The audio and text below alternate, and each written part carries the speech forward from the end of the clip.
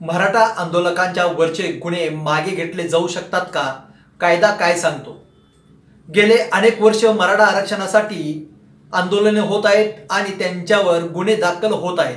ताजं उदाहरण घ्यायचं झालं तर अंतरवली सराटी येथे मराठा आंदोलक मनोज जरांगे पाटील हे आरक्षणासाठी उपोषणास बसले होते.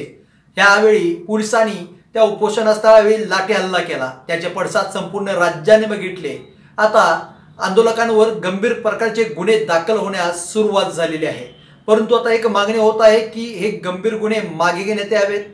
त्याचंच एक आता उदाहरण म्हणलं तर ऋषिकेश बेदरे यांच्यावर पहिला गुन्हा दाखल झालेला आहे आणि त्यांना अटक देखील झालेली आहे. जाणून घेऊया मराठा आंदोलकांवर दाखल झालेले गुन्हे मागे घेता येतात का? कायदा काय सांगतो? नमस्कार, मी विनायक, आपण पाहत आहात तिचा जागर. मनोज जरांगे यांच्या मागणीनुसार सरसकट गुन्हे माघारी घेणं कितपत शक्य आहे? त्यासाठी काय प्रक्रिया आहे? सरकार असा निर्णय घेऊ शकतं का? हे आपण जाणून घेऊयात. गुन्हे मागे घेण्याची प्रक्रिया. आतापर्यंतच्या आंदोलनात मराठा आंदोलकांवर 307, 353, 332, 336, 337, 341, 435, 143, 144, 145, 109, 114 या कलमांतर्गत गुन्हे दाखल झालेले आहेत. म्हणजे या आंदोलकांवर हत्येचा प्रयत्न, सरकारी कामात अडथळा, सार्वजनिक मालमत्तेचं नुकसान यासारख्या गुन्ह्यांचा समावेश आहे. तर पोलिसांनी नागरिकांवर दाखल केलेले गुन्हे माघारी घेण्याचा अधिकार राज्य सरकारला आहे. चार्जशीट तयार होण्याआधी सरकार थेट शासन निर्णय म्हणजे GR काढून आंदोलकांवरील गुन्हे मागे घेऊ शकतं, असं मुंबई पोलिसातील माजी वरिष्ठ पोलीस अधिकारी रोहिदास दुसार यांनी एका वृत्तवाहिनीशी बोलताना सांगितलं. फौजदारी प्रक्रिया संहिता 1973 नुसार राज्य सरकार पोलिसांनी नोंदवलेले गुन्हे माघारी घेऊ शकतं. त्यासाठी सविस्तर प्रक्रिया संहितेमध्ये नमूद करण्यात आली आहे. जनहितार्थाच्या दृष्टीने हा निर्णय घेतला जाऊ शकतो. जर चार्जशीट तयार झाले नसेल तर सरकार थेट गुन्हे मागे घेऊ शकतं.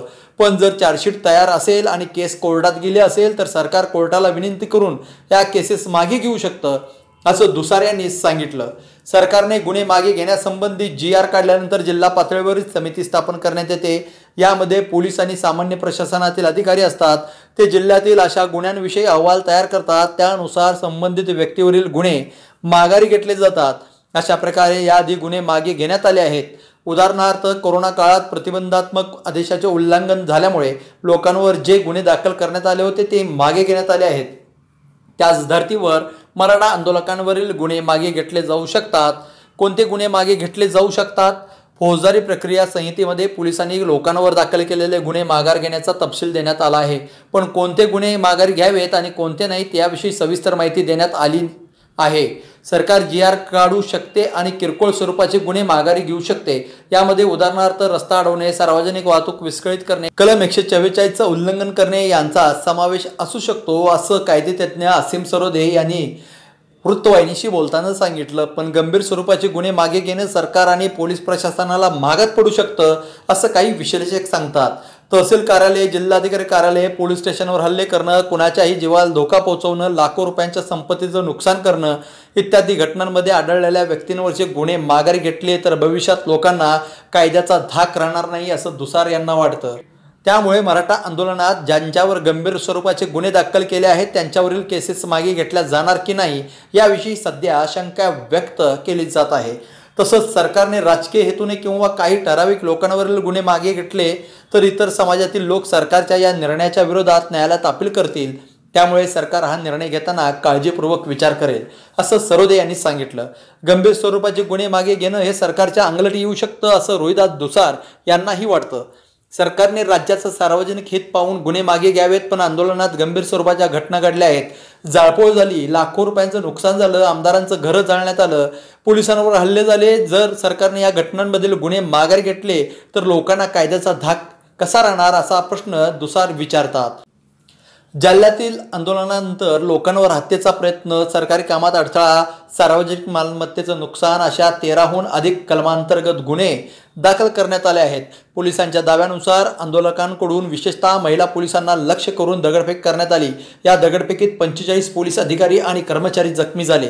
या घटनेचं गांभीर्य लक्षात घेता सरकारकडे गुन्हे मागे घेण्याचे अधिकार असले तरी सरसकट गुन्हे मागे घेतले जाणार नाहीत, असं कायदेतज्ञ आणि माजी पोलीस अधिकारी यांना वाटतं. गुन्ह्यांमुळे आयुष्यभर विपरीत परिणाम. दुसऱ्या बाजूला विनाकारण गुन्हे दाखल झाल्यामुळे आयुष्यावर विपरीत परिणाम झाल्याचं मराठा आंदोलकांचं मत आहे. हिंसक आंदोलनात सहभाग नसतानाही दर महिन्याला कोर्टाच्या चक्रा माराव्या लागत आहेत.